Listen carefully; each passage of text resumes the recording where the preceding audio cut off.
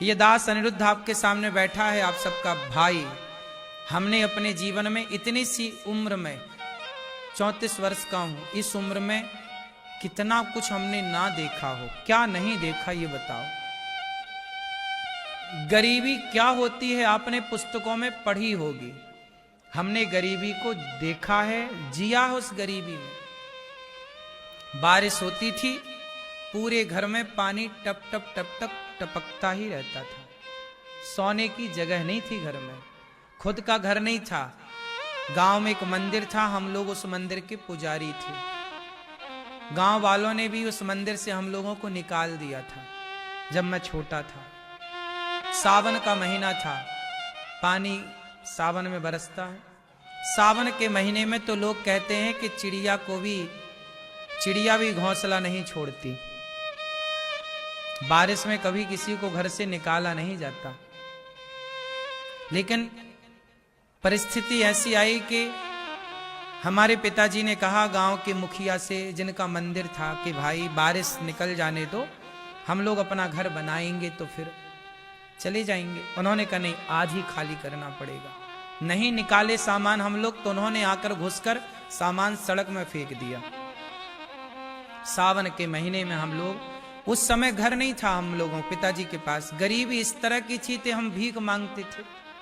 जब भीख मांग के लाए तो रोटी बने, तो घर खरीदने के पैसे कहां।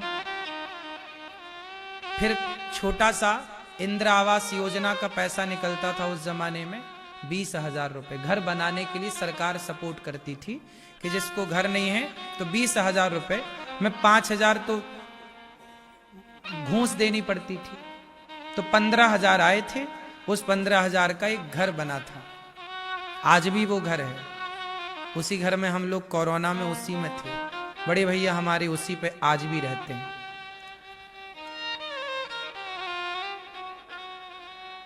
तो आज भी हम लोग उसी घर में रहते हैं। छोटा सा है, केवल माटी की चिनाई करके पिताजी ने छत डाल दी थी। प्लास्टर वगैरह बाद में, फिर जब हम लोग काम करने लग गए, 2 पैसे कमाने लग गए, तब फिर हम लोगों ने उसको कई सालों बाद प्लास्टर वगैरह कराए।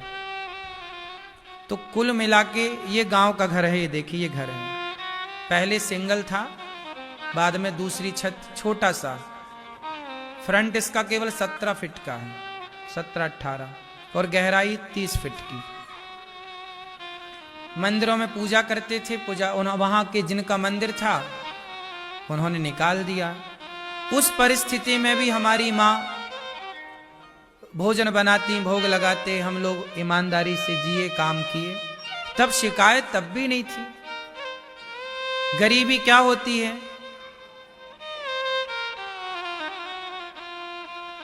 हम लोग, मसूर होती है ना, मसूर की दाल। आप कौन सी दाल खाते हैं? चने की दाल खाते होंगे आप, और आप अरहर की दाल खाते होंगे। हम तो अपने पूरे बचपन में केवल मसूर की दाल। मसूर समझते हैं? हमारे गांव में होती थी मसूर, खेती थी ना हमारे गांव में, तो मसूर होती थी। तो मसूर की दाल ही खाते थे 12 महीने। सब्जियों में केवल आलू की सब्जी, और गांव में जो साग सब्जियां हो जाती थी, लौकी इत्यादि, परवल इत्यादि, वो खाते थे। बाजार से खरीदना बड़ा कठिन था। हफ्ते में एक बार बाजार भरती थी हमारे यहाँ। आज भी गांव में ऐसा ना, हमारे यहाँ मंगल के मंगल बाजार लगती थी।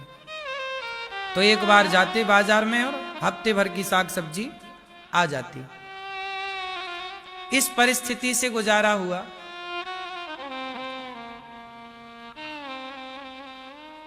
कपड़े, हमारे पिताजी हमें साल में एक बार कपड़े दिलाते थे, एक जोड़ी। जब तक मेरे पूरे कपड़े फट नहीं जाएं, मैं पैंट पहनता था तो पीछे से पूरा पैंट फट जाता था, पूरा चड्डी दिखने लग जाती थी। जब वो पैंट दिखाओ पिताजी को, देखो ये फट गया है पूरा, तब वो दूसरे पैंट की प्लानिंग करते थे, कपड़ा ले आते थे, सिलवाते थे। जीन्स वीन्स पहनने की औकात ही नहीं थी कभी। बड़ी इच्छाएं होती थी, सारे गांव के लड़के जीन्स वीन्स पहनते थे। ये बात तब की है जब मैं 12-14 साल का था, 15 साल का। 17 साल की उम्र में फिर मैं वृंदावन पढ़ने आ गया। तो 16 साल तक के पहले की ये सब कहानी है। मेरे 16 जो उस समय 2004, 2003, 2001 की घटना है ये सब। कपड़े नहीं थे पहनने को अच्छे से। एक जोड़ी कपड़ा मैं साल गुजारता था। गैया चराने जाता था तो नंगे पांव, जूता नहीं थे, 50 रुपए के जूता आते थे एक जोड़ी। सारे लोग जूता पहन के खेतों में गाय चराने जाते थे, मैं नंगे पांव जाता था। जब मैं मेरे पांव में 8-10 कांटे घुसे ही रहते थे। आदत हो गई थी नंगे पांव चलने की, पत्थर में, मिट्टी में। पर जब मैं पिताजी को बताता कि देखो इतने सारे कांटे लगे हैं पांव में, तब वो फिर बड़ी मुश्किल से कई महीनों बाद वो एक जोड़ी जूता दिलाते। और वो जूता भी तब तक मैं पहनता जब तक वो पूरा 10 जगह से फटू ना जाए, सिल सिल के। मतलब एक जोड़ी जूता खरीदने के लिए भी 1-2 महीने पीछे लगना पड़ता था पिताजी को। इन परिस्थितियों से निकले हैं। तब भी शिकायत नहीं थी, तब भी ईश्वर की सेवा पूजा थी, धन्यवाद था। आज भी शिकायत नहीं है। ये सब कुछ इंसान नहीं देखता, भगवान जरूर देखते। तुम करते चलो बस, हर दुख दर्द सहते चलो बस। किसी से ना कहो, क्योंकि किसी से कहेंगे तो वो तो भूल जाएगा।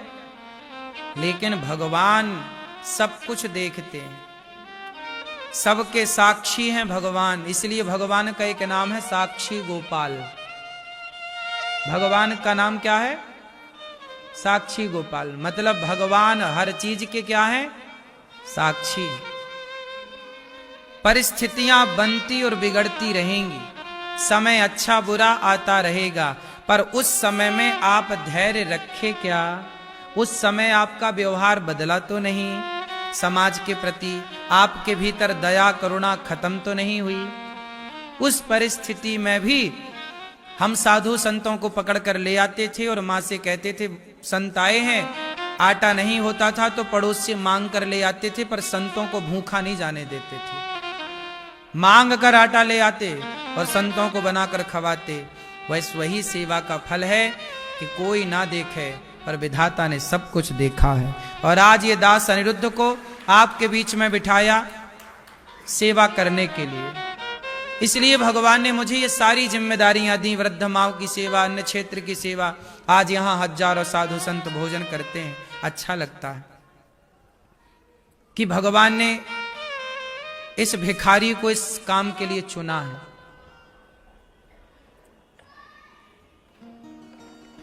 हम जानते हैं कि एक मुट्ठी दाने की कीमत, आटे की कीमत क्या होती है। जब हम भीख मांगने जाते थे और आटा चावल के दाने यदि जमीन पे देते समय सामने वाला देता और गिर जाते, तो मैं चावल के दाने उठाकर झोली में डालता था।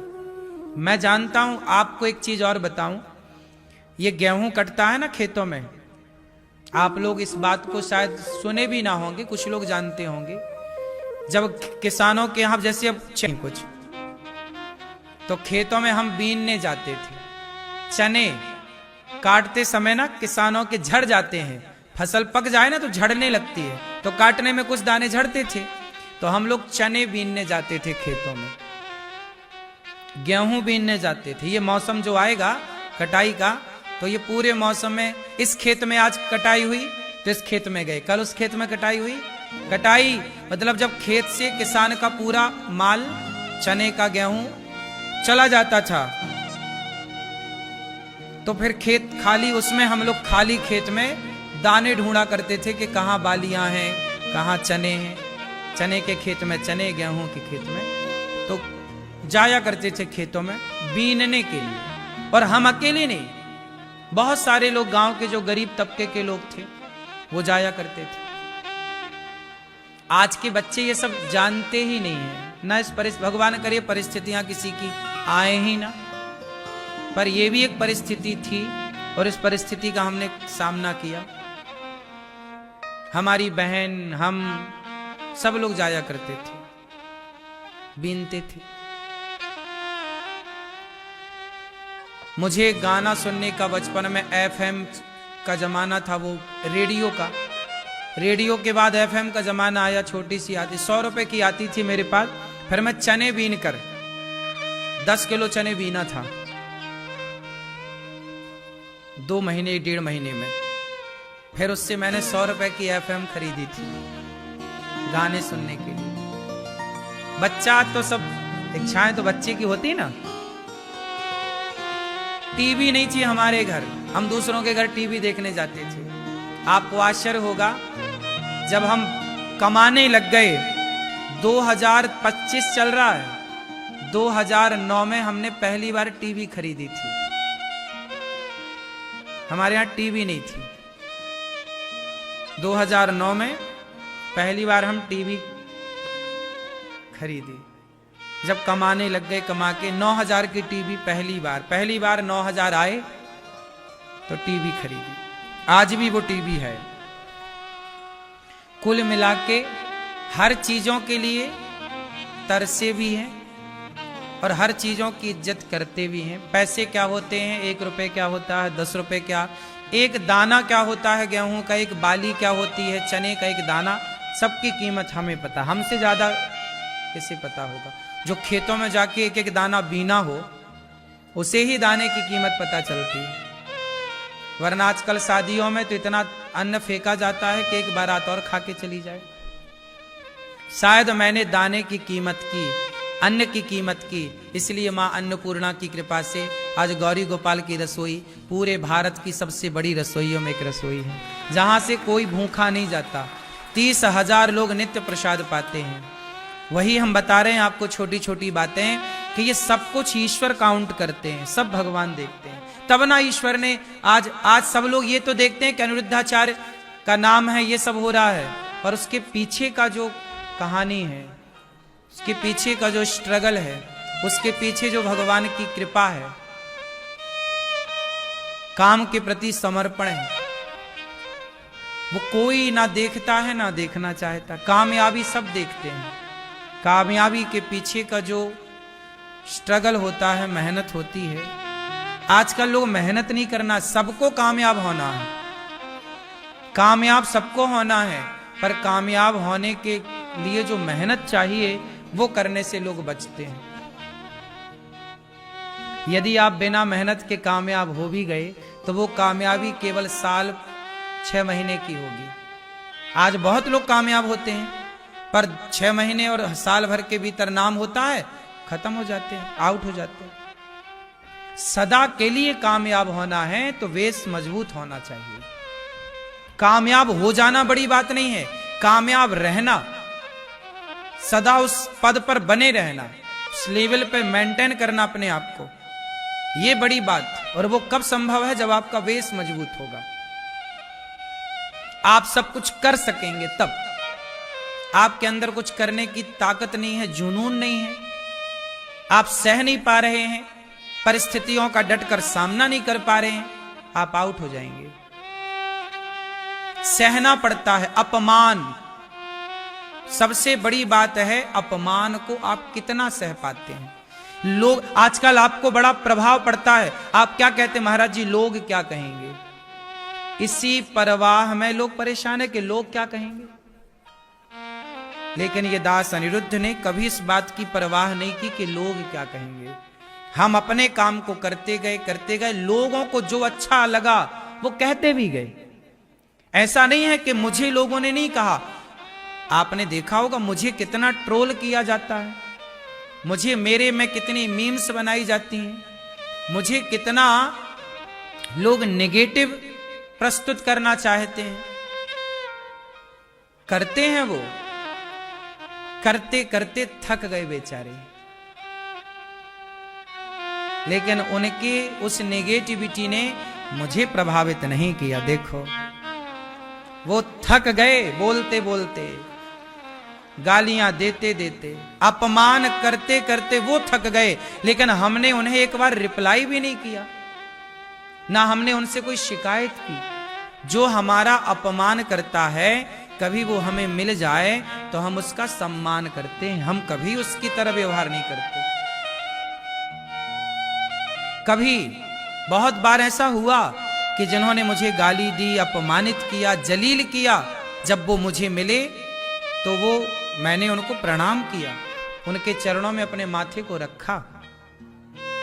जो मेरे से बड़े थे, पद अच्छा था, बड़ा था, ब्राह्मण थे, अच्छे पद पर थे, अपमान करते थे, गालियां देते थे, लेकिन फिर भी जब वो मुझे मिले तो मैंने लेट कर प्रणाम किया। बाद में जब वो आए और यहां गौरी गोपाल को देखा तो देखने के बाद उन्होंने कहा कि हमने लोगों से सुनकर ही कहना शुरू कर दिया था। अनिरुद्धाचार्य को कुछ कहना है, उसके पहले एक बार गौरी गोपाल आकर आपको आंखों से देखना पड़ेगा, क्योंकि कल परसों मुझे एक लड़का मिला, छोटा सा, 17 साल का रहा होगा, 16 साल का। उसने कहा गुरुजी सॉरी। मैंने कहा क्यों, तुमने क्या गलती की? बोले मैं पहले आपके बारे में बहुत गलत लिखता था, पोस्ट करता था, बहुत गलत बोलता था आपके बारे में, पर जब मैं गौरी गोपाल आया, मैंने यहाँ वृद्ध माओं की सेवा देखी, इतने लोग भोजन कर रहे हैं, ये सब देखा, तो मेरा मन हुआ कि मैं आपको प्रणाम करूं और सॉरी कहूं। मैंने कहा बेटा तुम सॉरी ना कहो, खुश रहो और बस तुम कहते रहो जो तुम्हें कहना है, पर अब आके देख लिए हो तो अब ठीक है, तुम्हारा हृदय बदल गया, ठीक है, पर मुझे इससे कोई फर्क नहीं पड़ता कि आप मेरे लिए क्या लिख रहे हैं, क्या सोच रहे हैं, अच्छा सोच रहे हैं, बुरा ना आप बुरा सोच रहे हैं उससे मैं प्रभावित हूं, और ना आप अच्छा सोच रहे हैं इससे मैं प्रभावित हूं। आप इतने लोग बैठे हैं, आप कितने लोग गौरी गोपाल को देख करके मुझे आशीर्वाद दे रहे हैं, कितने लोगों को लग रहा कि गौरी गोपाल में काम बहुत बढ़िया हो रहा, इतने लोगों को भोजन मिल रहा, कोई भी आ रहा सबको पेट भर भोजन मिल रहा, वृद्ध माएं आती हैं उनको सहारा मिल रहा है, गौरी गोपाल गुरुकुल में बच्चे पढ़ रहे हैं, संतों की सेवा हो रही है। मैं आपसे ले क्या रहा हूं? कौन सा आपके घर चोरी कर रहा हूं, डाका डाल रहा हूं, आपके जेब में कौन सा हाथ डाल रहा हूं? बैठकर भीख ही तो मांगता हूं कि आपको सहयोग करना है करो, उसमें भी जबरदस्ती नहीं है, आपका मन है तो सहयोग करो, नहीं है तो बिल्कुल मत करो। लोग आ रहे हैं, प्रसाद पा रहे हैं, प्रसाद पाके लोग जा रहे हैं। आप यही प्रसाद बाजार में खाते तो 100 रुपए का खर्चा होता, हम तो आपके पैसे भी बचा रहे हैं, नहीं 50 रुपए का तो खर्चा हो ही जाता है, इतना प्रसाद आप बाजार में पाते तो 50 रुपए तो बचे ना आपके। फिर अब 50 रुपए बचे हैं, उस 50 में चाहे आप 2 रुपए का दान कर दो या मत करो, या जाके समाज में कहो कि गौरी गोपाल में अच्छा हो रहा है। आप ये भी कहेंगे समाज में कि गौरी गोपाल में हमने अपनी आंखों से देखा है, हमने खुद प्रसाद पाया, अच्छा है सब कुछ। यदि आप ये भी कहते हैं तो भी अच्छा है, और कोई ये भी कहता कि नहीं जी वो तो सब ढोंग है, दिखावा है, तो भी हमें कोई दिक्कत नहीं, मर्जी आपकी है। आपका पूरा शरीर होता है और एक मक्खी उड़ती उड़ती आती है। कौन आता है? मक्खी। और मक्खी पूरे शरीर में कहीं ना बैठकर घाव में जाके बैठ जाती है ना? ये दोष आपका नहीं, मक्खी घाव में जाकर बैठती है। ऐसे ही है, संसार का प्रत्येक प्राणी अच्छा भी है और बुरा भी है। हम और आप में से ऐसा कोई नहीं है जो अच्छा ना हो, आप सब बहुत अच्छे हैं, और आप सब में यदि 1 लाख अच्छाइयां हैं तो आप सब में कुछ ना कुछ बुराइयां होंगी, क्योंकि ये धरती का निर्माण ही 2 चीजों से हुआ है, अच्छाई और बुराई। कोई ऐसा नहीं है जिसमें बुराइयां ना हो, और कोई ऐसा नहीं है जिसमें अच्छाइयां ना हो। अब ये तो हम पर निर्भर करता है कि हम आपकी क्या देखना चाहते हैं, अच्छाई को या बुराई को। दुर्योधन ने श्री कृष्ण की बुराइयां देखी, देखने वालों ने तो भगवान में भी बुराई ढूंढ ली। शिशुपाल है, दुर्योधन है, रावण है,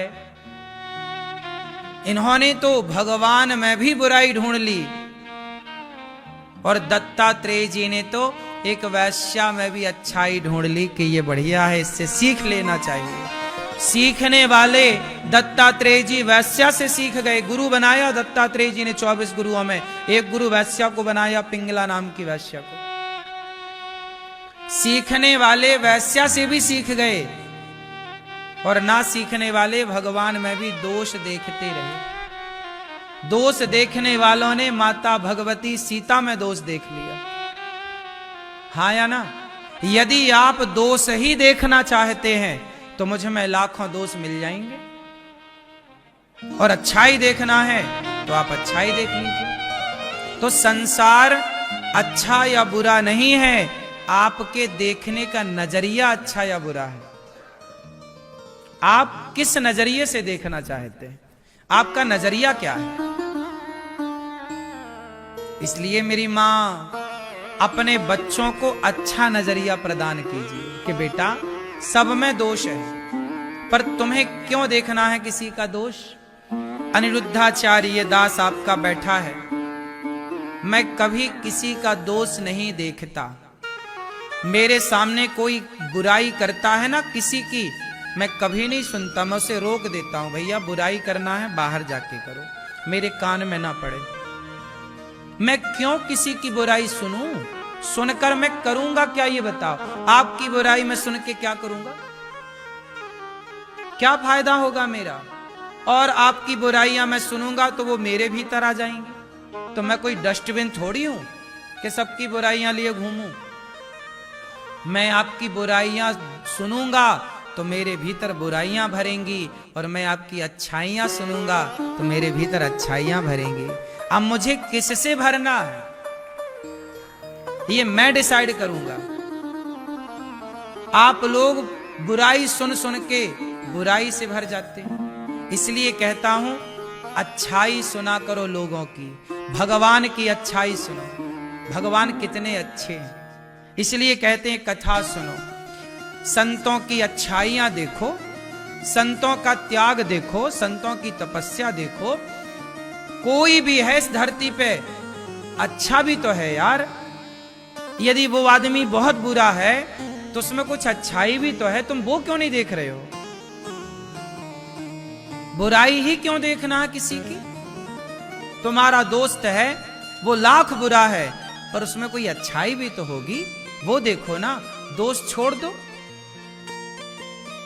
अच्छा ये बताओ, एक होती है चलनी आटा चालने की, एक होती है सुपड़ा। सुपड़ा होता है, सूपा जानते हो, घर घर होता था पहले, बांस का बनता है, बांस की फंटी से। सुपड़ा और चलनी दोनों का स्वभाव लगभग एक सा है, पर थोड़ा सा अंतर। सुपड़े से क्या होता है, मैया गेहूं चने दाल साफ करती है तो सुपड़ा गंदगी को बाहर कर देता, कचरे को उड़ा, सार सार को गही लहे थोथा दे उड़ाए। कचरा को सूपा क्या करता है, उड़ा देता है, और सार सार को ग्रहण कर लेता है। बोलो हाँ, अच्छाई को सूपा रख लेता है और बुराई को सूपा उड़ा देता, फेंक देता है। जबकि चलनी अच्छे आटे को गिरा देती है और चोकर को, बुराई को बचा के रख लेती है। सुपड़ा अच्छाई को बचा के रखता है, चलनी बुराई को बचा के रखती है। अब आपको डिसाइड करना है कि आपको चलनी बनकर बुराई को ग्रहण करना है या सुपड़ा बनकर अच्छाई को ग्रहण करना है। ये सबके घर में दोनों उदाहरण है।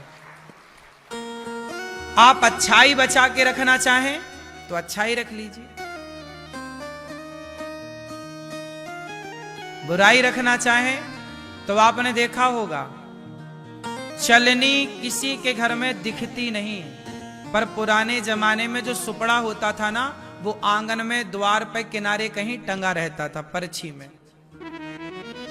सुपड़ा फ्रंट में टंगता था और चलनी कोई नहीं देखता था कि कहां रखी है, क्योंकि चलनी बुराई संभालती है इसलिए उसे कोई देखना पसंद नहीं करता।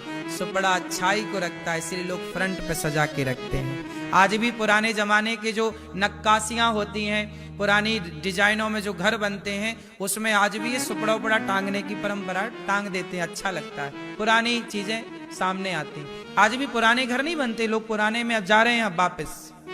तो ये सब चीजें चलनी कोई नहीं सजाता, सुपड़ा सजाते, क्योंकि सुपड़ा सूपा अच्छाई को, और अच्छाई जो रखे उसे लोग फ्रंट पे रखते हैं, आगे रखते हैं। आप भी अच्छाई को रखिए।